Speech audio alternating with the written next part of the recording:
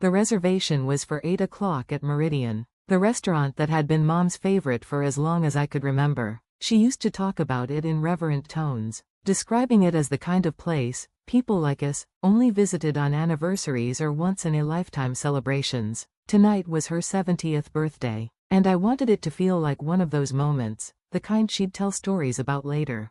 I'd arrived early, just after 7:30, to make sure everything was perfect. The private dining room on the third floor was already glowing with soft amber light, candles flickering in crystal holders, white orchids spilling out of glass vases, floor-to-ceiling windows framed the city skyline, and the faint hum of piano music floated through the air. It was exactly how I'd pictured it, elegant, quiet, and impossibly beautiful.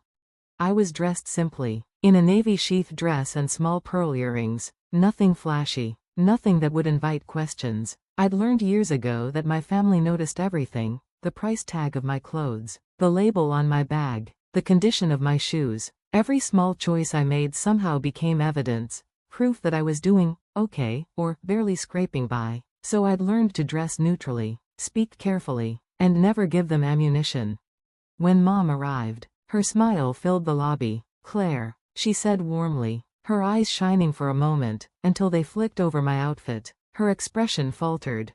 "Oh, I thought you might dress up a little more. It's a nice restaurant, you know." I smiled. "I am dressed up, Mom. Happy birthday." She let me hug her, careful not to wrinkle the soft cream silk blouse she was so proud of. "Thank you, sweetheart." Then, almost immediately, "Is David coming?" I blinked. "David?" She gave me a puzzled look. "Your ex-husband. I thought maybe, I don't know, that you two might have made peace." It had been 3 years since our divorce. David had remarried within 6 months. "No, Mom, just family tonight." Oh, her disappointment was small but sharp. He always knew how to celebrate properly. Before I could respond, the sound of tires on the pavement drew our attention. My brother Marcus stepped out of his leased BMW, smoothing the lapels of his charcoal suit. His wife, Jennifer, followed, glittering, as always, in something sequined. Together they looked like they'd stepped out of an advertisement for polished success. "Claire," Marcus greeted me, tone clipped. "Didn't expect you'd be here early. Thought you'd still be at that little office job of yours." "I requested the evening off," I said evenly. "It's Mom's birthday." "Well, good for you," Jennifer said with a laugh that didn't reach her eyes. "Hopefully you can at least chip in for the champagne." They breezed past me into the lobby. I caught my reflection in the glass door, calm, composed, and inhaled deeply before following. A few minutes later, Amanda and Robert arrived with their 2 teenagers. Amanda's enthusiasm filled the space immediately. "Oh my God, Meridian," she gasped, clutching her husband's arm. "Marcus, you shouldn't have." "Actually," I said softly, "I made the reservation." Every head turned toward me. "You?" Amanda's brows shot up. "Claire, this place is like $300 a person, minimum." "I'm aware." Marcus chuckled, the sound full of disbelief. "Claire, come on, you don't have to impress us. There's no way you can afford this place." "I made the reservation," I repeated. "You'll see." He smirked. "I'll handle the bill later. You can Venmo me your share, $50 or whatever you can swing." I didn't answer. The hostess appeared just then, smiling. "Good evening. Party of 8 for Chin?" "That's us," Marcus said, stepping forward smoothly. "Marcus Chin. I made the reservation." The hostess scanned her tablet. I have it under Claire Chin." Marcus frowned. There must be some mistake. "The private dining room on the 3rd floor?" she confirmed, looking at me. "Yes," I said. "That's right. Right this way, Miss Chin." I could feel Marcus's irritation radiate behind me as we followed her into the elevator. Jennifer leaned toward Amanda, whispering something about credit card limits. Amanda giggled. When the elevator doors opened, a hush fell over them. The 3rd floor was breathtaking. White orchids, linen tablecloths, gold-edged crystal, and the view, the whole glittering city stretched below us. Mom pressed a hand to her chest. "Oh, Claire, this is too much." "It's your 70th birthday, Mom. Nothing is too much."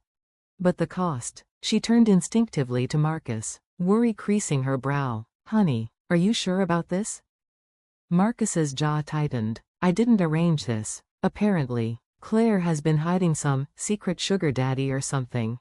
Marcus, Mom gasped, but she didn't deny the possibility. I just smiled faintly and took my seat.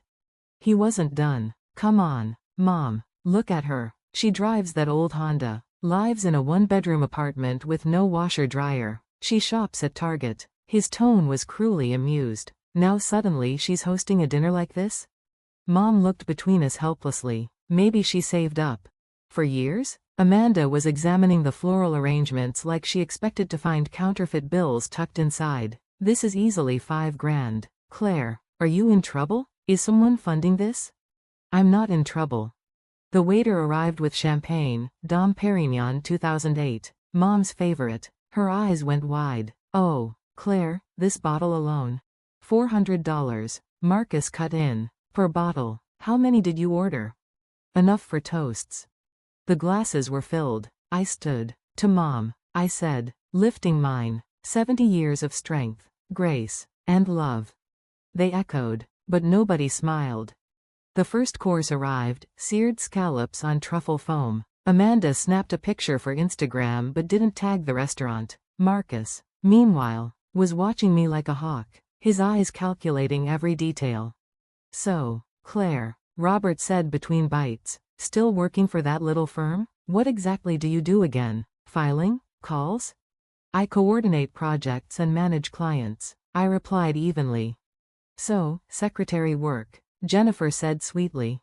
Administrative work, I corrected. It's different. Barely, Marcus muttered. These scallops are amazing though, probably $30 a piece. Can we stop talking about money? Mom said weakly. It's my birthday. We're just worried about Claire, Amanda said. This kind of spending isn't normal. I'm fine. Are you? Marcus leaned forward, his voice low, because this feels like a cry for help. Before I could answer, the next course arrived. Butter-poached lobster tail with saffron risotto. Mom stared at it like it was evidence of a crime. Marcus, she whispered, maybe we should just order salads for the main course, to save money. Mom, please, I said gently, it's all taken care of. The tasting menu? Amanda's voice rose. Claire, that's $400 per person. Are you insane? I'm aware of the price. That set Marcus off. He slammed his hand on the table, making the crystal tremble. I'm not watching you bankrupt yourself for attention. This is delusional. Marcus. No. He stood abruptly, his chair scraping against the floor. I'm not enabling this. I'm going downstairs to fix this mess. He stormed toward the elevator, Jennifer following with a dramatic sigh. Amanda and Robert hesitated, then went after them, murmuring apologies to Mom. Even the teenagers trailed out, whispering. And suddenly it was quiet again, just me, Mom, and the flicker of candles reflected in her wineglass. Claire, her voice was soft now, careful, if you're having money troubles, you can tell me. Is this about David? Are you trying to show him you're doing better? I swallowed. No, Mom. Because he did very well for himself. I know it must hurt, seeing him with his new wife and that big house. But you don't have to compete. She squeezed my hand. You don't have to pretend. That word, pretend, landed like a stone. I'm not pretending, I said quietly. Then where did the money come from? Her brow furrowed. Claire, you didn't do anything illegal, did you? For a moment, I couldn't speak. My mother, who'd known me my entire life, truly thought I'd commit crimes for a dinner party. No, Mom, I said finally, my voice shaking. I didn't do anything illegal. I just don't understand. Before I could answer, the elevator doors opened again. Marcus stepped out, his face red with righteous fury. Behind him was a tall man in an immaculate black suit, Richard, the restaurant's manager. I'd met him several times while planning tonight. There she is, Marcus announced loudly. That's my sister. She's the one who made this ridiculous reservation. Richard's calm gaze flicked to me. Yes, sir, I'm aware. Well, I need you to cancel it, all of it. This is clearly a mistake. She can't afford this place, and frankly, she's having some kind of breakdown. Richard folded his hands politely. I'm afraid I can't do that, sir. Miss Chin booked this room in the full tasting menu weeks ago. Everything has already been charged and approved. Marcus's face darkened. Charged? Approved? Run it again. You'll see the card will decline. Marcus, I said quietly, please don't. He ignored me. I'm trying to save you the embarrassment. Claire, this whole thing. Sir, Richard said, his tone still even but firmer now. If you have further concerns, you may speak with the owner. But until then, I assure you, everything is in order. Marcus crossed his arms. Fine, bring me the owner. Richard hesitated, then glanced at me. I gave him the smallest nod. Of course, he said smoothly. She's already here. Marcus frowned. What do you mean she? Richard turned slightly. Miss Chin, would you like to address your brother's concerns? The entire room went still. What? Marcus said, blinking. Miss Claire Chin, Richard repeated, is the owner of Meridian. Mom didn't speak for a long time after that. The flickering candlelight cast soft shadows across her face, making her look smaller somehow, like the weight of all the things she hadn't seen, or hadn't wanted to see, had suddenly settled on her shoulders. The silence stretched, thick and uneasy, broken only by the faint sound of piano music drifting from the speakers. Claire, she said finally, her voice trembling, why didn't you insist? Why didn't you make us listen? I smiled faintly, but it wasn't a happy smile. Because, Mom, when someone's already decided who you are, nothing you say changes their mind. You all had me boxed in, the quiet one, the secretary, the one who just never quite measured up. It was easier to let you believe that than to keep fighting for your own version of the truth. Marcus rubbed his temples, his earlier fury collapsing into something that looked like shame. So while we were joking about your job and your car, you were, what, running half the city's restaurant scene? I wasn't running it alone, I said. I had good partners, smart investors, and I learned fast. After the divorce, I took what I got from the settlement, not much, but enough, and I invested it. My ex laughed when I told him I wanted to buy into a struggling restaurant. He said it was a hobby for rich people. He said I'd lose everything within a year. Amanda's mouth fell open. Wait, Meridian was failing? Barely staying afloat, I said. The previous owner mismanaged it, too much debt, poor leadership, no clear brand. I came in quietly, learned from the chefs, studied operations, and rebuilt it piece by piece. Within 18 months, we were profitable again. After that, I started acquiring others. Each restaurant had its own story, its own challenge. Copper Oak had an incredible wine program but no marketing. Blueprint had talent but terrible location strategy. I fixed what was broken. Jennifer sat frozen, her phone forgotten in her lap. You did all that, while pretending to be an assistant? I wasn't pretending, I said. I still consult, it keeps me grounded. I like normal days, normal routines. Power doesn't have to look flashy. The servers quietly cleared away the lobster plates and brought in the next course, roasted duck breast with wild honey glaze and pear confit. The aroma filled the room, but no one touched their food. Richard lingered discreetly near the door, watching for a signal from me. I nodded slightly, and he withdrew, leaving the family to its silence.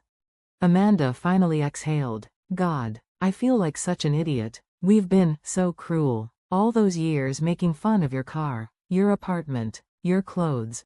You were honest about how you saw me, I said gently. That's not cruelty, it's judgment. It's what we do in this family. We measure people by what they show, not who they are. Mom's eyes filled with tears. I didn't mean to do that, Claire. I thought I was helping. I wanted you to aim higher.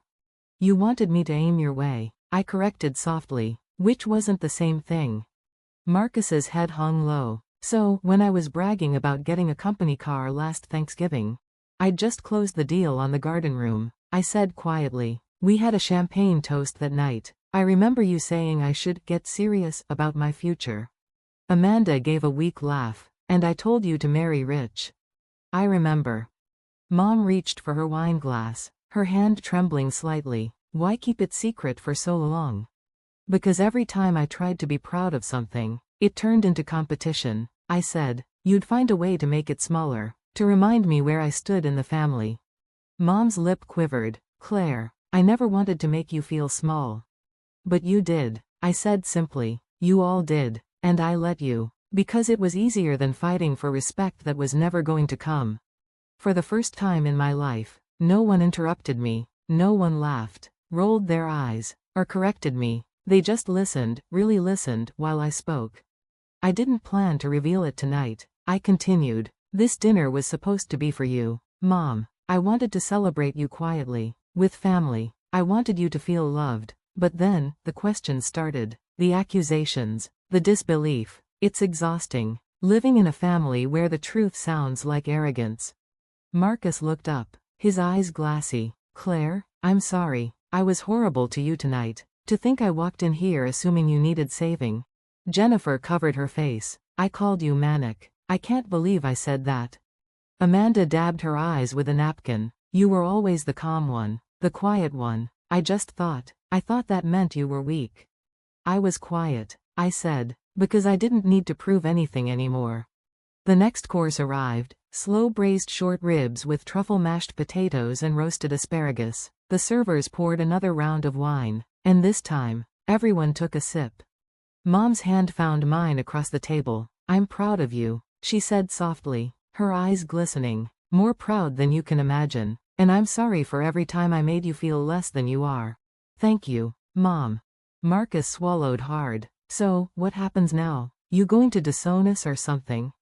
I smiled faintly. No, Marcus, I don't want to disown anyone. I just want things to change. I want respect, not because of money, but because I'm your sister, because I deserve it. He nodded slowly. You do. The tension in the room began to ease, the edges softening. Conversation returned, hesitant at first but warmer with each passing course. Laughter even surfaced, small and cautious, but real.